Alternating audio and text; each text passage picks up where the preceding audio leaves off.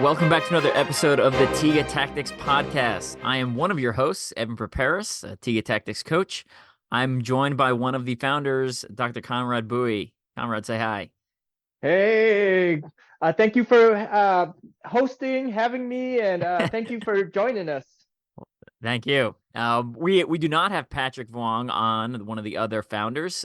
This is a Conrad focused episode, so we're going to deep dive into some of Conrad's super interesting background, kind of explore, the route he took to get to his current location, and really dive into his deep knowledge of martial arts in this episode. So I'm excited about this because I get to pick his brain for about 40 minutes without interruption. So let's get started, Conrad. Let's just jump into it. Yes. Tell me about the beginning of your martial arts journey. What got you interested in the first place, and then just start talking, and I'll jump in with questions when I have them. All right. A couple of things again. It's just an honor to hang out with you, Evan. You're someone I respect, as well as you're inspirational to a lot of people who follow your posts, your podcasts. So it's just an honor hanging out with you. Whoever's listening, thanks for hanging out with us. We appreciate it. And I do have to say, sometimes as I'm going to talk about my journey through the martial arts, I will get a little excited because even after 44, going on 45 years of continuous training in the martial arts, when I talk about it, I still get really excited about it. I really believe martial arts, for me and for many people, it's the best activity that we could possibly do. There's just so many benefits to it. And so I'll hop right into it. And so if I get a little excited, please forgive me. I'm just easily excited when I start talking about martial arts. And so I started martial arts around when I was 8 years old. I was a kid, an Asian kid growing up in the Midwest, right in Aurora, Colorado, and I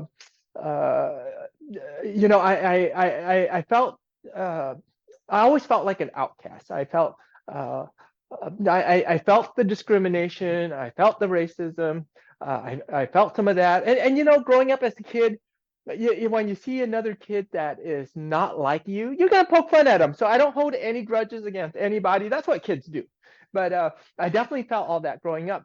And so one day, my parents had this videotape of Enter the Dragon. And of course, it's a rated R movie, but they still showed it to me anyways. And wow, when I watched Enter the Dragon, I just thought, oh my goodness, look at what he can do. This is incredible. And right away, it just lit a fire. And I thought, wow, this is something I want to learn to do. And wow, he's Asian like me. This is awesome. I didn't think Asians could be so cool. And so I'm going to jump in that's there real quick because I feel yeah. like the number of martial artists I hear on podcasts and interviews that reference Enter the Dragon as like the pivotal point that like changed their life is astronomical. Like, if you follow Marvel and like Nexus events and like key points that have to happen in the multiverse, to me, like Enter the Dragon is one of those Nexus events. Like everything from spawns from there. Like it has to happen to get to where we are today. Okay, keep going. Thank you. Hey, a good point too. Same thing here. That's my experience as well too. When I ask martial artists, "What got you into martial arts?" It's one of those two things as well too. Either Enter the Dragon, or a similar movie like Bloodsport, which was basically Enter the Dragon, or Mortal Kombat or something. It's something like that, or being bullied as well too. Like, oh, I was being bullied. I wanted something to empower myself. And so it's generally one of those two things. But so Enter the Dragon. I of course I bugged my parents to let me take some lessons, and they just said, no, we don't have money for this, and we don't know if you would stick with it anyways. And so my dad said, hey, I'll teach you. And I thought, oh, really? And then it turns out he's a black belt in Aikido. And I thought, okay, I'll train because I just want to train in anything.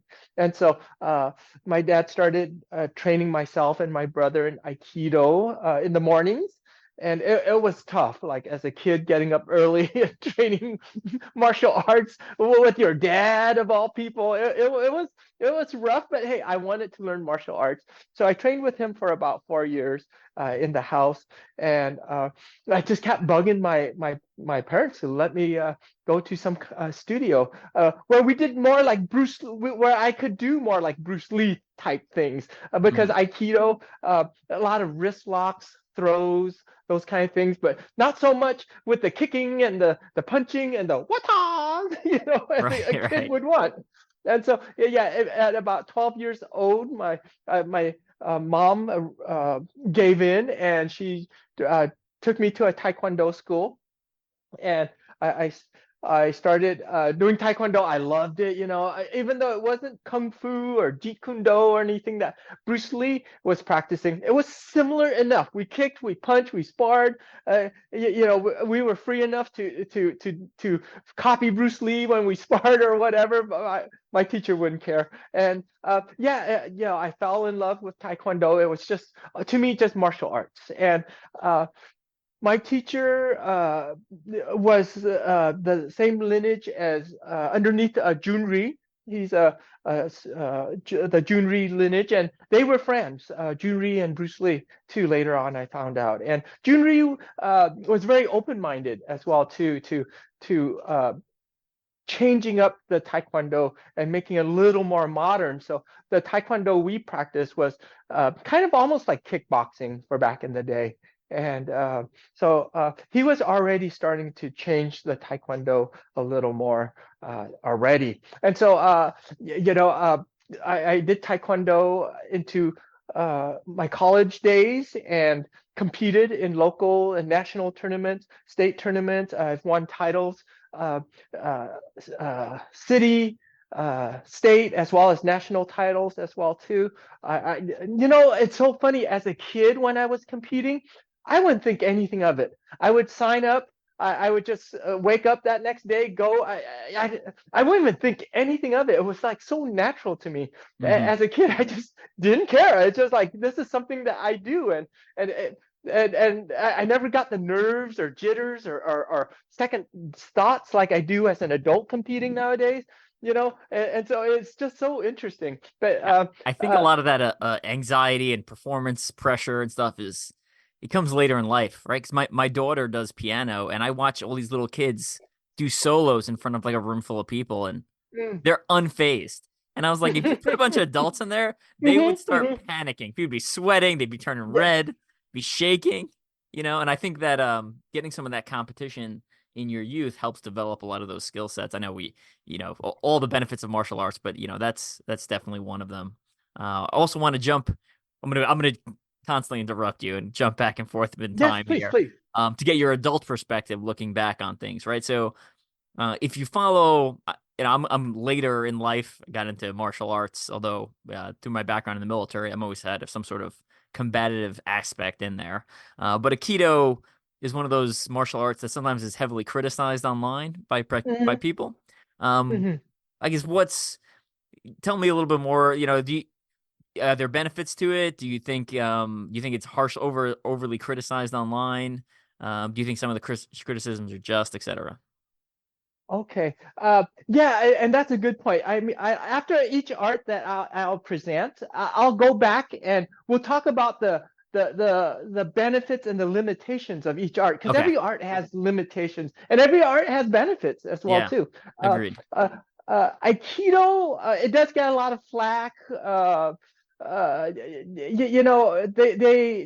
biggest criticism is there's not a lot of resistance or pressure testing. Everyone's compliant, and that's I think the weaknesses of many Hmm. traditional systems. There isn't a pressure testing. There isn't a checking of the ego. You always succeed in the techniques that you do. And so that does breed a certain level of egotism. That does breed a certain level of unfounded or unjustified confidence.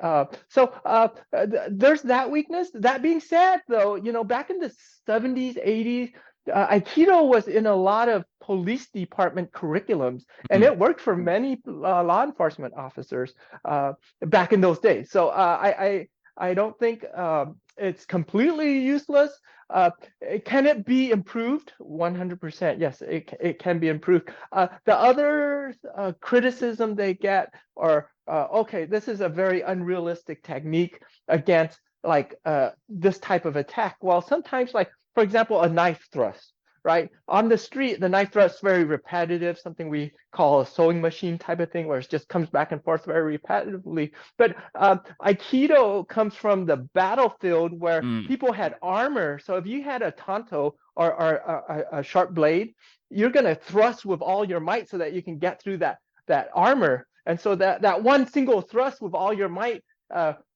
came into that defense of Aikido. That's how they formulate their defense. And so it doesn't really work well against a repetitive thrust, but against someone who's fully committed, it makes some sense there. So sometimes we gotta look at the historical perspective, and nothing wrong with tradition, Yeah. but sometimes we need to realize that it is limited and that it was back for a different time and Right. with different gear. Right. And And created so for a different purpose. I feel yeah. like we have that problem a lot where we take something that was historic, bring it into modern day. Mm, We're like, well, this is not working. It's like, well, it wasn't designed to work against this. It was designed to work against yes, something else, you yes, know? So yes. we see that a lot Um, with, I mean, there's a lot of styles again that focus on what the problem was at the time. They create a solution and then it gets mhm, codified and we bring it mhm, forward 50 or 100 years. And you're like, well, this doesn't work. It's like, well, it's mhm. not supposed to. Is solving the problem at the time. And Right, just like right. on the modern battlefield, we have the same problem, right? Where we develop a technique for clearing rooms, and then the enemy adapts. The enemy does something different, and then people who are learning to clear rooms are like, "Well, why are you doing it that way?" And it's like, "Well, this Mm, is the way we've always done it." And it's like, right, but the enemies changed their TTPs, their techniques, their tactics and procedures, so we have to mhm, adjust our techniques. Um, if, if you want to stay relevant in the current battlefield, versus there is value, I think, to just exploring stuff for historical sake, just to explore for historical right, sake, right? Not every martial right, arts has to be, useful on the street at all times. Sometimes it's just right. fun to explore different things. And that's one of the things I really like about you. I'm sure we'll get into it. All the different styles you do and all of the experiences you have as a man, a martial arts nerd.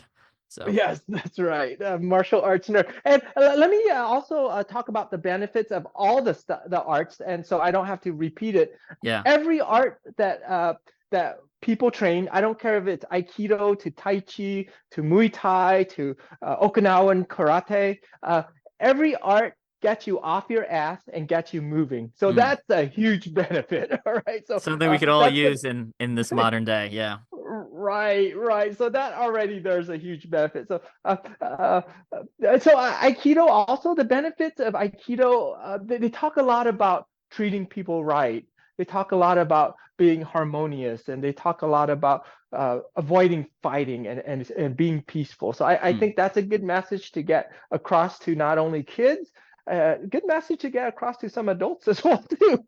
Yeah, and that's one of the things where I was want to start jumping down rabbit holes, but that's one of the things that attracted me to Tiga Tactics is a lot of the mindset stuff. When you teach people how to do harmful things to other people, it has to be tempered with, I think, Hmm. a sense of morality. Otherwise, we might go off the rails, right? And I really like Right.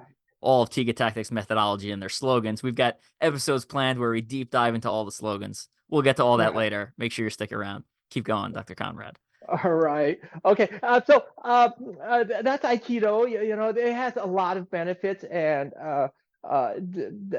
also it can be updated, just like many traditional arts. So Taekwondo, I did competition. A lot, of course, a lot of people, and I did a lot of point fighting. It was back in the 80s. We did open tournaments, and there was no headgear. We just had those foam things on our fists and feet, and people poo-poo that. And I would tell you there's a lot of good attributes to be trained in point fighting. One thing is good footwork, Hmm. speed, timing, distancing, and trying to get that first shot in. Yeah. Nothing wrong with that. It's like fencing, whoever scores that first point, they break you up and then you start over again. And so the point fighting is kind of like fencing with your hands and feet, basically. Uh, yes, of course, there's limitations to that. You keep a certain distance, you don't clinch, you don't grapple. There's a lot of missing elements, and once you score that first punch or kick, they break you apart, and so there's no Right. continuity there. And I fully acknowledge that. It's a great sport for kids to get into nowadays. You got the headgear, the face shield that kids use sometimes, and it's just a great intro for kids to get into combat sports, rather than jumping into something full contact, for Hmm. example. So um, I did that for a while. So that's the weaknesses of the Taekwondo that I did. One of the strengths again was good discipline, learning. It's a military art. Taekwondo that came from Korea. It was taught in the armies and things like that. So we learned a lot of discipline. It's saying yes sir, no sir, yes ma'am, no ma'am. Showing respect to our seniors, to our elders.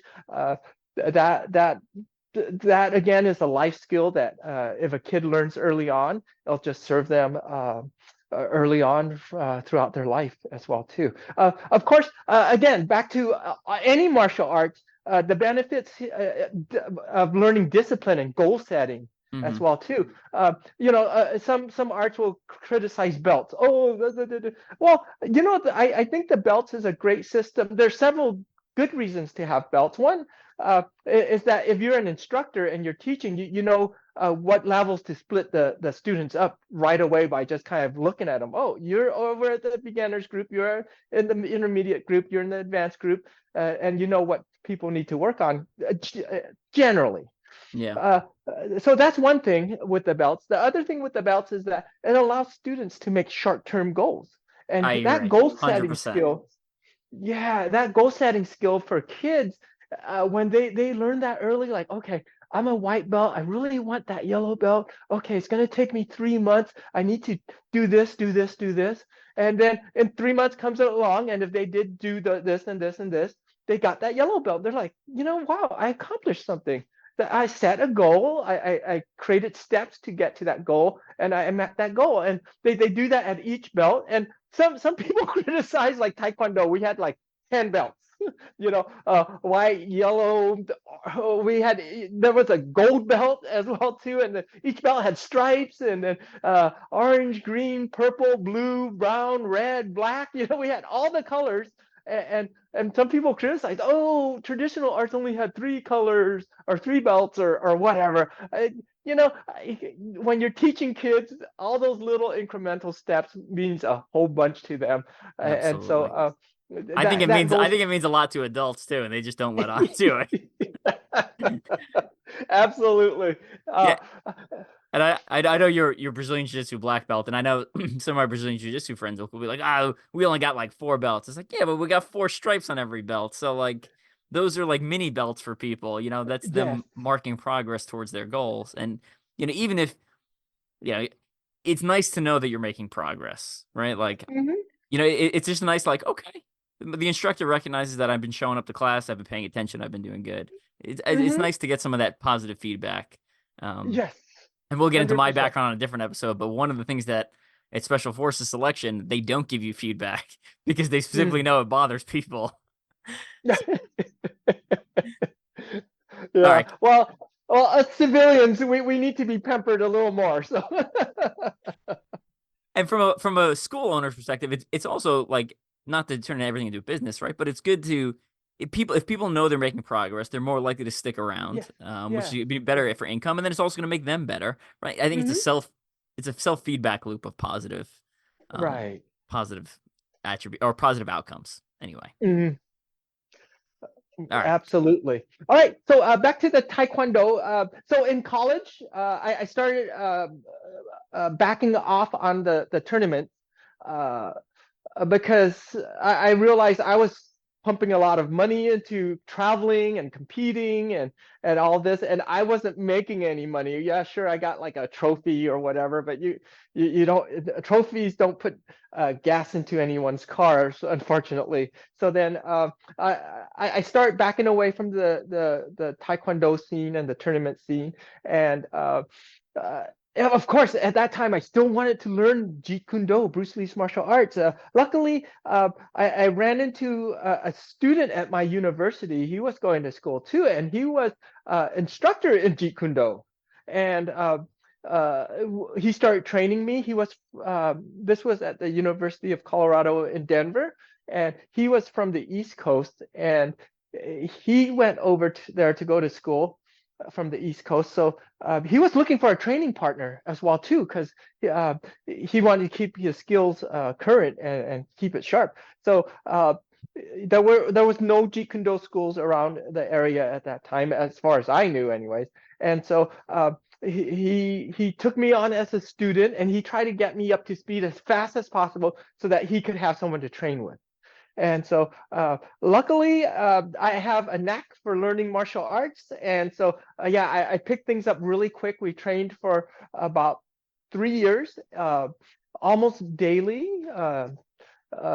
and picked things up very quickly from him. I loved it, everything. Back in those days, Jeet Kune Do, and it was often called JKD / Kali, because at that time, Guru Dan Inosanto was really infusing his version of Jeet Kune Do with a lot of Kali training.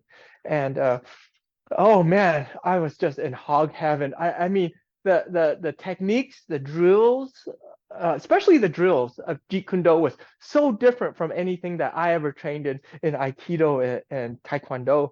And I loved it. We did the stick work, we did the hand traps, we did the flow drills, we did knife, we did we did stick and dagger, espada y daga. Yeah. So this was back in the 1990, and Kali is a big thing now, and back in those days, no one heard of Kali except for the JKD people. And so learned Jeet Kune Do from him. And then when I went to chiropractic college in San Jose, so I moved from Colorado to California, and I went to chiropractic college, chiropractic school, and I continued training my martial arts there. And at that time, Guru Dan Inosanto was getting into Silat, and he was starting to train Silat with the Paul deThouars of the deThouars brother. And even my Jeet Kune Do instructor, he learned a little Silat, but it was very secretive back then. My Jeet Kune Do instructor would teach me some Silat, and he'd go, "Oh, you can't show this to anybody. These are secret moves." It's like, "Oh, okay."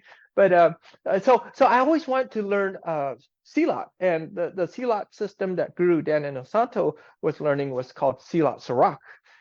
And it turns out that at my chiropractic school, there was a Silat Serak instructor there that taught, that was one of the chiropractic clinicians at the school. And so, oh my goodness, I was just so happy to hear about that. And of course, I met with him and asked to be his student, and I was just so psyched about this, because not only was he a Silat teacher, he was the system that Guru Dan was learning. And so Silat Serak is a very in-tight system. It uses a lot of very close handwork, elbow strikes, a lot of high levers for sweeps and takedowns, and it uses a lot of geometric patterns on the ground for the footwork training, which is also really cool. In fact, the term Tiga Tactics, Tiga means three in Indonesian, and that's a nod towards my Indonesian style. There's a footwork pattern called Langkah Tiga, meaning the third footwork pattern or form. And that's where Tiga Tactics comes from.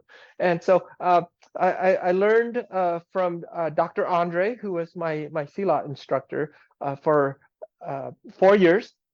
Luckily, we trained in the clinic, We trained at his house. We trained wherever we could. And so super lucky to have learned from him. And so let's back up and let's look at the Jeet Kune Do and the Silat and the benefits and the limitations of those arts too. So Jeet Kune Do is very cool. Some people say it's a concept, and some people say no, it's actually a style that Bruce Lee left for us. And Well, you know, that's a dangerous box to open here. yeah, exactly. I'm just gonna say practice it the way you want to practice. That sounds good. We can dive into Jeet Kune Do and Jeet Kune Do concepts on another episode if we want to Yeah, oh, for rock the sure, boat. for If we want to sure, rock the boat. for sure. Of course, Bruce Lee left some pretty clear directions in the Tao of Jeet Kune Do. But hey, whatever. If you want to train it the way you want to train it, I always say make Jeet Kune Do your Jeet Kune Do. It doesn't have to be my Jeet Kune Do. It doesn't have to be anyone's Jeet Kune Do. It doesn't have to be Guru Dan and Osanto's Jeet Kune Do. It doesn't have to be Guru or Sigung Taki Kamara's Jeet Kune Do. It just make it your own Jeet Kune Do. It's all fine. But I do have to say, Jeet Kune Do, when Bruce Lee created it, it's like a 1978 Mustang. It's still powerful, it's still cool, it roars, it still can go fast, but you can't compare that to today's Mustangs. Yeah. The technology, the fuel efficiency, as well as the raw horsepower, it still blow it out of the water. Was it cutting edge during Bruce Lee's times? Yes. Is it cutting edge now? I would say absolutely not. And so Concur. even something like Jeet Kune Do, as high tech as it was back in the day, it still needs updating. And I believe if Bruce Lee was alive, he would be updating it for sure. How or where it end up, who knows? But we can only conjecture. But everything needs updating. But still, I think the big advantage of Jeet Kune Do is the research process. Try to find something that is specifically your own. And I think he gave permission, although people have been doing it long before Bruce Lee was alive. He gave permission to say, hey, it's okay to explore different arts. Don't be stuck on one art. Explore different arts. It's okay. And so I think that's one of the big advantages of Jeet Kune Do. Moving on to Silat, same thing with Silat. A lot of times we train Silat, there's no resistance. So someone throws a punch, which is one beat. The instructor gets like 20 beats, boom, boom, boom, boom, boom, boom, before the other person does anything. And so I think it's somewhat unrealistic of that. And so, but still, Silat has so much to offer. It's a really cool study of how one person's body can interact with another person's body. But again, can they update it? Yeah, and I think through the Silat, that's what really got me frustrated to like, I know someone doesn't just attack you and hold their hand out there, or they stab you and just hold that knife out there and let you do whatever you want to them. They're going to resist. And so I try to figure out a way to add that resistance safely into some of the Silat training. That was. I train Jeet Kune Do currently. I've really enjoyed a lot of the body mechanics like that. I feel like my punches and kicks have gotten a lot stronger and crisper and like just better body mechanics as far as transitioning between strikes. I enjoy the Kali stuff as well. We do a little bit of Silat stuff. Haven't quite fallen in love with it yet. Is it like I enjoy it. I like anytime someone shows a new thing, I enjoy it. And even if I don't think it's practical, I still enjoy learning new things. Haven't quite, I feel like for me, for like Brazilian Jiu-Jitsu, it took me like a little over a year before I really started enjoying it myself. Like I go to class and I'd be like, I'm not having fun, but I'm going to go anyway because I think it's good for me. And not quite the same with Silat. I don't know. Some styles I feel like I immediately start learning them. I'm like, oh, I love this. This is so cool. And other times I'm like, I can take it or leave it. So I don't know. Maybe I need more exposure to Silat to kind of get a little more into it. Yeah. When you're free, you come over and we'll do like a weekend of Silat together. I guarantee you'll fall in love with it because Okay. uh, the Silat well, like Guru Dan, he took part of the Serak system and he learned many different Silat systems and he formulated Mafalindo Silat. And that's probably what most Jeet Kune Do teachers are teaching through Guru Dan's lineage is Mafalindo Silat. And stands for Malaysia. Mm. Maf Mafa, the Fa is Philippines, and Lindo is for Indonesia. Ah, So interesting. Mafalindo, Malaysian, Filipino, Indonesian Silat. And so he formulated that. He took pieces and bits of this and that, and he created certain techniques. Uh, uh, but anyways, the Serak, it is really cool. It goes deep into numerology. It goes deep into patterns, footwork patterns, geometric patterns like the triangle, the square, how to use those things not just individually, but even in group tactics as well too. Just very cool universal combat principles there that you'll like it. Okay. You will like Okay. it. It's actually a very short system. It's almost like Wing Chun. There's not a whole lot of patterns in it, Mm. but it goes very deep. Cool. All right, so Well, yeah, so I trained Silat and after chiropractic school, in California, I decided to move back to Colorado to open up my practices. And Dr. Andre at that time said, "Oh, one of the deThouars brothers lives right in Colorado," and so he hooked me up with Willem deThouars. He's the younger brother of Paul deThouars, who is Guru Dan's one of Guru Dan's Silat teachers. And then I learned Kuntao Silat from Uncle Bill. So I learned some Silat Serak, some more Serak from that side. And also Kuntao. And Kuntao is basically Chinese Kung Fu by way of Indonesia. And we have Shaolin forms, we have Wudong forms, we have all these cool like Kung Fu theater forms, tiger and mantis and all that stuff. And so I was in hog heaven at that time too, learning Kuntao Silat from Uncle Bill. And Uncle Bill has a friend. Well, he had a friend, Uncle Wayne. Uncle Wayne passed away about 3 years ago. Who taught Bagua and Bagua is Chinese internal system attributed to the Wudong Mountains and everything like that. If you're into hip hop, that's where Wu Tang Clan comes from, the name.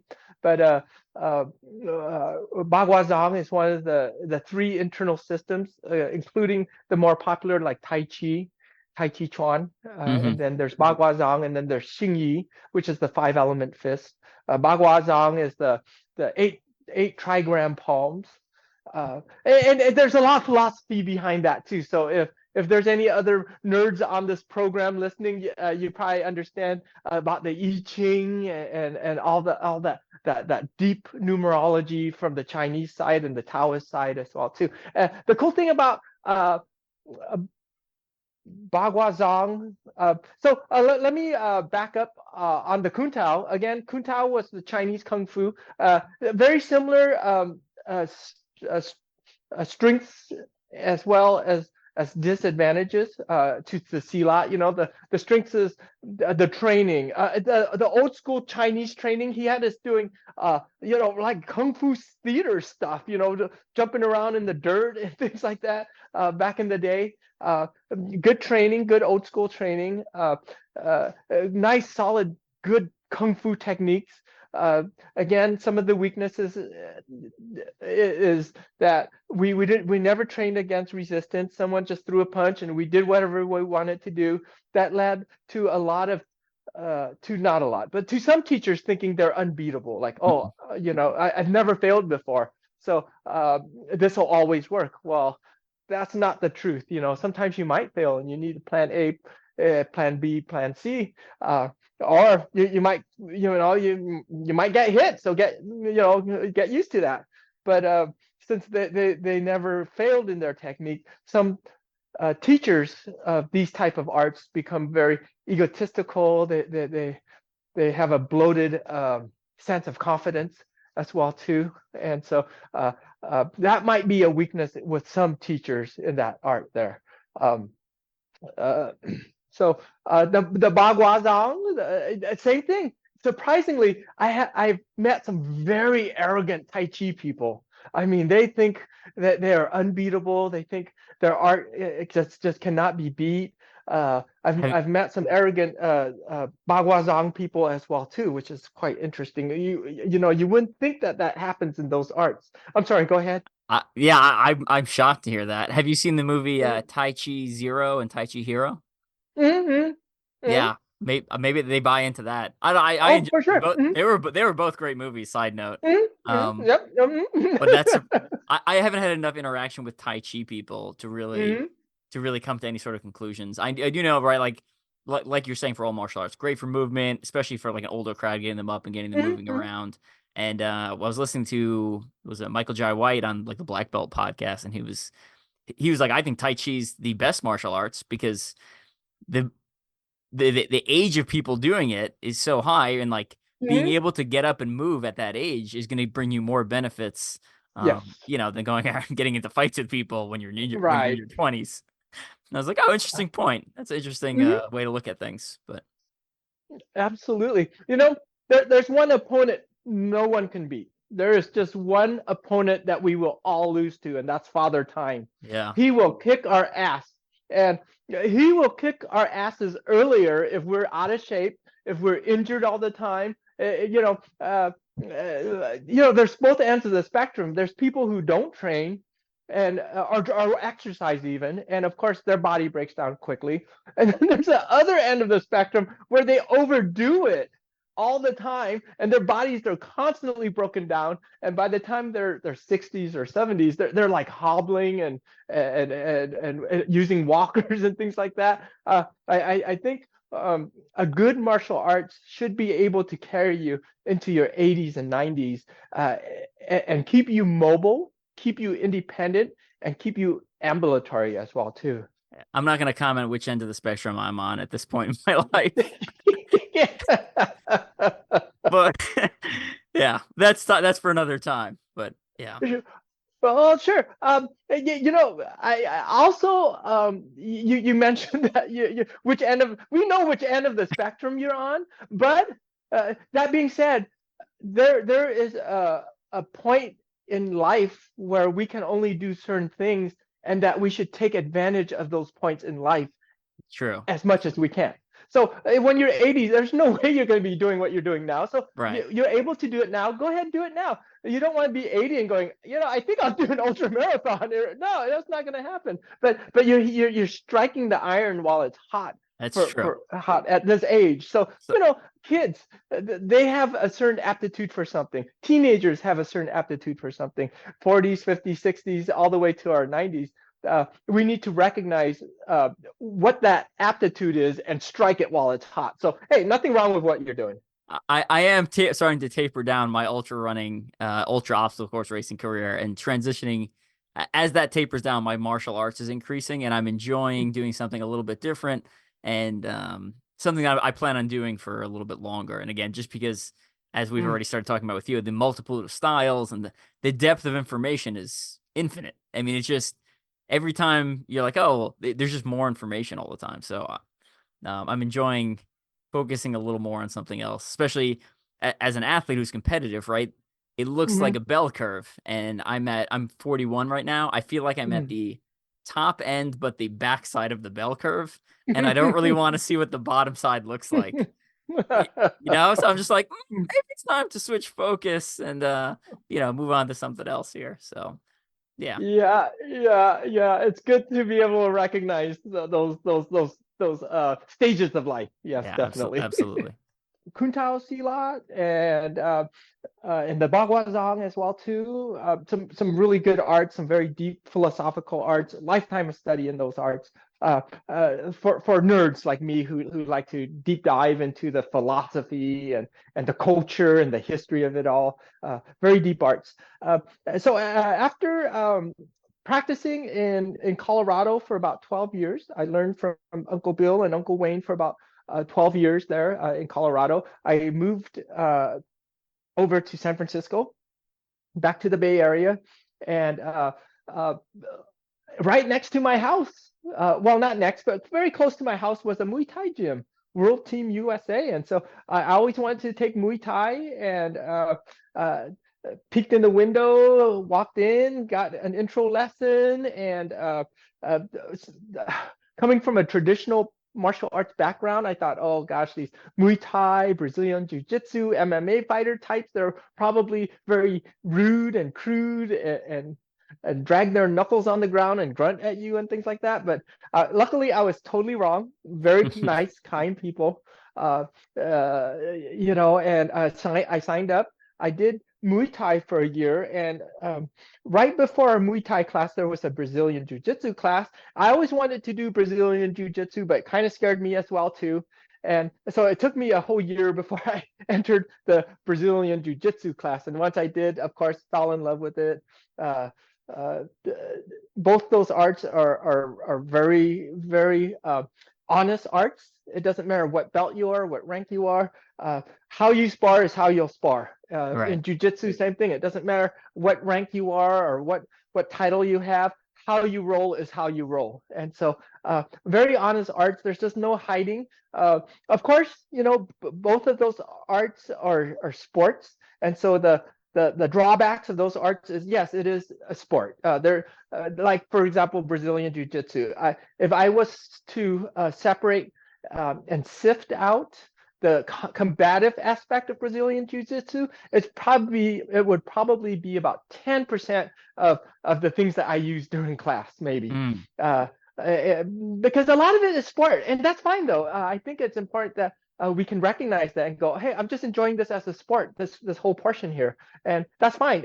It's much more combative than ping pong, but it's still a sport, but at least it's more combative than many other things as well too. And so of course the another drawback is a higher risk of injury than the traditional arts, because now you have resistance. Yeah. Also, you sometimes you work with these young kids who are in their 20s and they're maybe high school or college wrestlers, and they just grind, and for a 50-year-old or a 40-year-old to roll with these young alpha males, these young studs, there's a risk involved, even just rolling in the gym. So the risk of injury is greater, but if you're willing to accept that, and there are some things that we can do to roll more safely as we age. But that unfortunately comes with experience from getting injured. And so maybe when we do a deep dive into Brazilian Jiu-Jitsu or Muay Thai, I can talk about some of those ways to train these arts for longevity rather than just beating our bodies down as well too. So that's where we are I'm today. excited. I am excited for that episode because my daily week at work, I roll with 20-year-olds who are all like Yeah. former high school wrestlers, and they are just like, oh, we're gonna go 100%, 100% of the time. It's like, why don't we slow down a little, buddy? I'm 20 years older than you. Let's slow down, please. You're So getting to the age where you could almost pull the card that I use. I pull this card. I say, hey man, you respect your dad? You gonna treat your dad like that, huh? I'm about your dad's age, all right? oh Okay, man. don't you have any respect for your dad? Come on. Oh But man. yeah, one of the positive of both those arts, Muay Thai, Brazilian Jiu-Jitsu, MMA, is the pressure. The pressure, you get used to the pressure. If you get into an altercation on the street, people are not going to be nice. They are going to give you plenty of that pressure. And if you're used to that pressure, it won't freak you out. I think it may freak some people out who aren't used to that pressure. Yeah, absolutely. And I like what you said about, their honest arts, because how you roll and how you spar is how you roll and how you spar, right? I think that's um you were saying that, the atmosphere, you're worried people would be like kind of mean, but sometimes I feel like that honesty actually keeps people a little more humble, keeps them more Yeah. honest, and it keeps them nicer because it's like, well, I know if we start fighting, I know what's gonna happen because we do it every week. Like Hmm. at work, we know who's better at fighting than other people. Like we test it literally every day. So, Yes. um, there's I feel like sometimes people are kinder because we Hmm. know the outcome and we know how aggressive people will be if things ever came to that. But yeah, Right. And also, to jump on your point here, to leapfrog off of it, everyone has had their butts kicked. I don't care if you are a multi-time world champion and if you are beating everyone in your gym. Everyone has had their butts kicked either early on or if they're competing, they'll get their butts kicked eventually. So that creates a certain amount of humbleness even in the best practitioners. yeah, and I know the saying, right, the masters failed more times than the beginner has even tried, right? So the Right. to get to any level, any belt in jiu-jitsu, blue, purple, brown, black. I mean, Hmm. Hmm. you've gone out there and failed so Hmm. many times. It Hmm. is Hmm. preposterous. And humbling. Yeah. And there's some days when I'm like, oh man, I'm untouchable today. And then there are other days it's like I literally just spent all day Uh, getting my ass kicked. It's like yep. maybe I'm really bad at this, guys. So it's um yeah, there's good days, there's bad days, and sometimes my good day might align with someone else's bad day and vice versa. So, I think just being consistent and persistent and sticking with it, I think you'll just learn a lot about yourself as a person, and also it's just that for me, the Brazilian Jiu-Jitsu is I think one of the best cardio workouts. Because you're rolling the whole time. There's resistance, right? So Mhm, you're mhm, if you want to go hard, you can go hard as mhm. until your body says you can't go hard anymore, right? But Yes. you can push pretty hard on that. So Yes, despite what I said about injuries, and they will happen. I mean, on your journey to black belt, you might blow out a knee, you might blow out a shoulder, you might blow out your elbow, you'll probably blow out something, and you'll dislocate something as well too. Whether that's a finger or a toe, something will happen to you along that journey. But that being said, I think Brazilian Jiu-Jitsu itself is probably the safest way that you can go 100% with somebody agreed. and Yeah. not achieve like permanent injuries like a concussion or something else like that. You could go 100% and be relatively safe about it, which is really cool. Yeah, and I'll also add, right. So I'm a blue belt in Brazilian Jiu-Jitsu, so not nearly the level of experience, but I'll say the majority of times I've gotten injured, it was with people who are new and they were just Mhm. very jerky and like I mean they're swinging their arms and knees like elbowing and kneeing, where it's um the long to me the longer the more experienced people it's just they just roll safer as a general Mhm. rule. So Yeah, yeah, absolutely. and Patrick is jumping on the line. So we are joined by Patrick. Patrick, say hi. Hey guys, it's Patrick here. Yeah. Yo, So, Patrick. the What's up, other guys? co-founder of Tiga Tactics. So we've been telling Conrad's story. We were just talking about Brazilian Jiu-Jitsu and some of his Muay Thai experience. Awesome. Yeah. All right. Well, So I'll just wrap up really quick. yeah. During COVID, I did take up another art. I kind of told myself no more traditional arts because I practiced too many forms. But then during COVID, there was no contact with sparring or grappling or anything like that. So I signed up with an Iaido class, an Iaido group. In case someone doesn't know what that is, that's like a samurai sword stuff. How to use a samurai sword, how to draw the sword and cut with the sword, and there's more forms, unfortunately, but I love it. It teaches me about warrior culture, and I think we talked about how useful, quote unquote, useful is an art. Uh, how effective is a certain martial art? Well, Iaido is probably the least effective of any art I've done because you're not going to walk down the street with a katana for sure.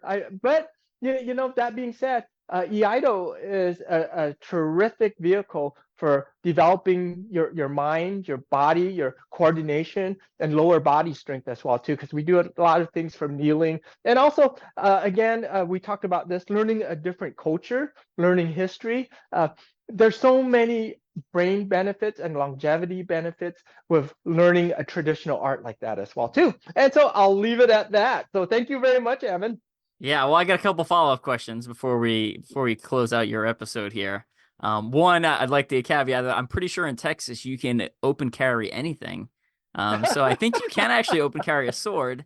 And actually, this is a crazy story. And I don't mean to make light of it, but so where I went to college, in Baltimore, there was a student there who had essentially a samurai sword in his apartment, and someone broke in and he literally killed this dude who broke into his house with a samurai sword.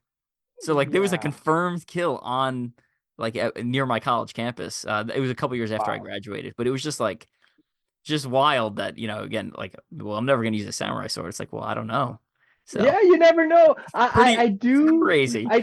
I do stage some live katanas around my house, and I would have people consider possibly having a sword as a home defense weapon if you're comfortable using something like that, because it's a very advantageous tool to have for sure.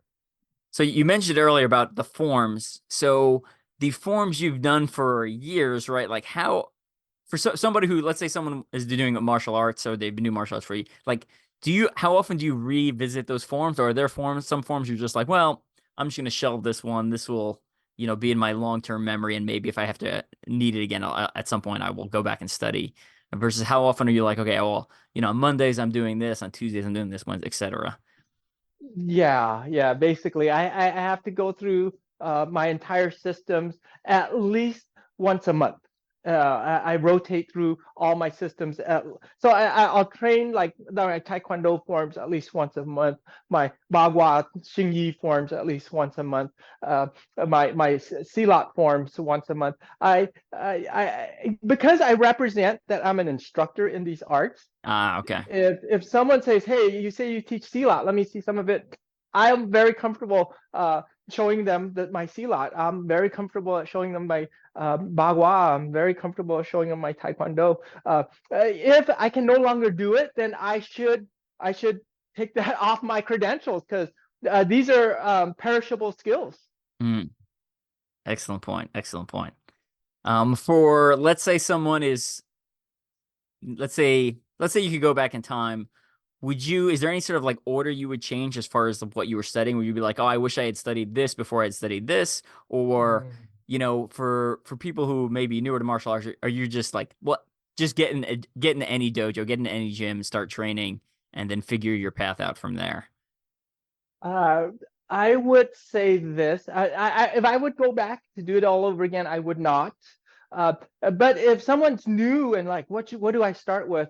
Uh, First, we want to look at your age. If you're young, do a lot of kicking arts. Whether that's wushu or taekwondo, it'll improve your endurance. It'll improve your coordination. It'll improve your mind body connection. So if you're a little older, maybe start moving into Brazilian jiu-jitsu. So 30s, 40s, 20s are a great time for Brazilian jiu-jitsu. If you're just starting out and you have no physical fitness, you don't have any background in any martial arts, and you want to do it, just start something in 60s or 70s. Yeah, definitely. Maybe something like Tai Chi or Bagua, or something a little easier, Iaido as well too. There's something for everybody. It just depends on your level of physical fitness, and also your background, and of course your age and your interest as well too. Gotcha. And you touched on it a little bit, but again, you've done so many styles. Where does it end?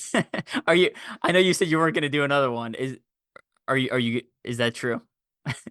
I can't tell you yes or no because I'm a nerd, and I get bored, and then I just love all arts. That's the bad thing. If it looks pretty cool, one thing I want to try is capoeira before I get way too old, and that just looks like fun. Patrick, what do you think? You've known Conrad for a lot longer than I have. Do you think he's gonna keep adding stuff to his plate until he calls it a life, or what's the deal here? He'll stop learning when he's dead. That's how it works. That's okay. That's what I figured. Yeah, no, I've been, I'm obviously biased because I'm his cousin, but I can only think of maybe 5, 6 people on the planet who has his kind of dedication.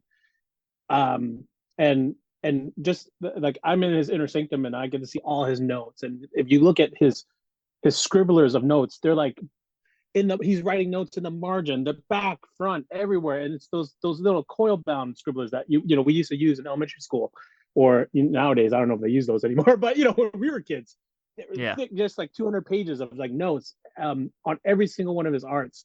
And then when you see that, you realize like he's not just an enthusiast, he is like a true student of the art, whichever art it is, every art that he's learned.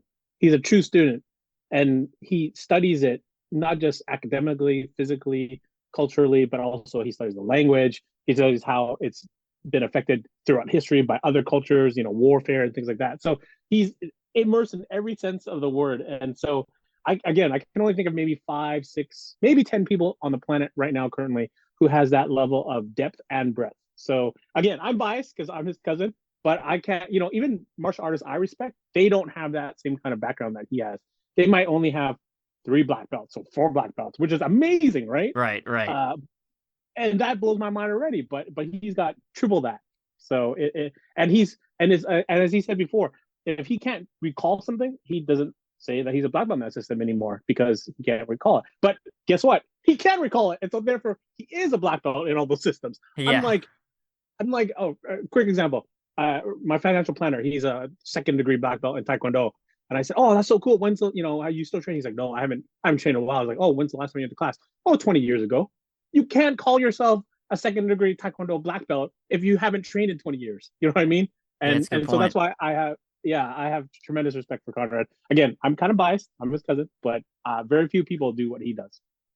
Yeah, I'm impressed. I was expecting, when I asked about the forms thing, I was expecting you to be like, oh no, I shelved a bunch of stuff and I don't really touch that anymore. So I was legitimately shocked. You're like, oh yeah, I still practice everything every month. It's like, oh, that is a lot of dedication. Well, that's why I don't have any time to run. I don't have any time to pump weights. The martial arts is literally my workout. Yeah, but it's good. I mean, it's good movement, physically fit, Mm-hmm. physical fitness, healthy. Maintaining flexibility, all the benefits here. And you did mention earlier a Taekwondo, about traveling. I'm going to plug my own book here because it presented an opportunity. So I just released a book. It's on Amazon. It's called The Sponsored Athlete. It talks about taking something that's like your sport or your hobby and making money off of it. So that's what I had done with obstacle course racing. And not necessarily, you don't have to have like 1 million Instagram followers to make money or reduce costs. The way I wrote the book is largely through trial and error, through my own personal experience. So if anyone is like a competitive athlete or a competitive martial artist and wants to try to figure out ways to maybe not make money, but at least reduce costs so you can do what you love a little more, The Sponsored Athlete, the book, is on Amazon or off my website, teamstrengthspeed.com. Hey, thanks for mentioning that. I think I'll buy a couple of copies and leave it around my gym, because these poor kids, I mean, it's a labor of love what they're doing, and it's tough on their pocketbook. It is, and there's a right. So if you make a lot of money, the amount of effort and time you put into like reducing costs, it may make more sense just to work another shift at your job. But it's just a lot less fun, right? Like I enjoy all the stuff, all the work I do for obstacle course racing. I enjoy all that stuff, so it doesn't feel like work. And then I get some really good perks out of the situation. So that's what I tried to capture in my book and try to share it with some of the others, because I think some people think there's a finite pie, and if I give someone else a bigger slice, then my slice gets smaller. But I think there's just so many companies and so many brands out there. I don't think that's true. I think there's room for everyone. Or let me rephrase it. There's room for everyone who's interested in working for it. I think there's a lot of people who are interested in freeloading and then getting stuff. But if you're willing to work for it, I think there's a lot of opportunity with you as an athlete or you as a martial artist, and brands. It just requires you to go out there and compete and put your presence out there. And again, you don't need thousands upon thousands of social media followers. You just need a good presence that's consistent and puts out a good message. My 2 cents. I wish I knew about this book when I was competing in Taekwondo, and I was more active in Brazilian Jiu-Jitsu as well too, because competing is expensive. It is. Thanks for mentioning that. Yeah. And some of the techniques wouldn't work 10 or 20 years ago. Like a lot of the techniques I developed because of social media, the ability to have a Oh. platform and to talk to people. Again, even if Mhm. your presence is not huge, as long as you can influence a small group and are out there showing a brand on, at events and stuff like that. And Oh, cool. we're actually doing something similar with the my day job in the Army. We're actually doing something similar. We're taking the Combatives team and we're bringing them to Brazilian Jiu-Jitsu tournaments and showcasing essentially the Army's fighting style and using that Cool. as one to build rapport, build relations with civilians, but also as a recruitment tool for the Army because the Army's recruiting is currently not super good. So if anyone's interested in joining the Army, the bonuses are very good. Just a side note. Very cool. I know the Army always has had a very big presence in the firearms competition Yeah. community. So to bring that into the Brazilian Jiu-Jitsu community, that makes sense. Yeah. Patrick, what else am I missing? I know you missed a lot of the episode. What else am I missing on Conrad? I know you gave some of your 2 cents.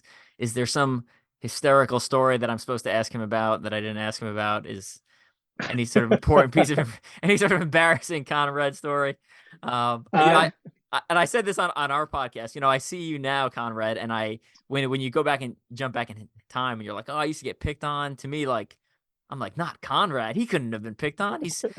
Like he's got all these black belts. He's so smart. He's got all, he's so skilled. And it's funny, you saying that in hindsight, it's just, yeah, I see who you are now. And I just, I have trouble picturing it back then. So different I times, think, different place. well, growing up, we have all suffered. I don't care if you are Taylor Swift or Tom Cruise. We've all suffered growing up. So everyone's got their story. That's true. That's for That's true. sure. That's true. Anything to add, Patrick, before we close out this episode? Yeah, no, there's really no embarrassing stories with Connor in terms of martial arts because, as I said before, he's such a dedicated student that the biggest embarrassing moment is, he might have called an outside block, an inside block by mistake. That's really pretty much as embarrassing as it gets because he's just. And again, I don't want to make it seem like he's got a photographic memory because he doesn't. His strength and his superior training is the fact that he does review stuff, and it doesn't have to be like super hardcore. Like these are all tips that he's given me since I was a kid. It's like it's not like you go in hardcore and you train 2 hours a day reviewing all your stuff. It's literally just like what he does, the monthly review. That allows him to seem like he's got photographic memory, but really he doesn't. It's just he's got such detailed notes that's why he seems like he can pull this stuff out of thin air. But it's just because he's just done really good review, and so it becomes almost automatic.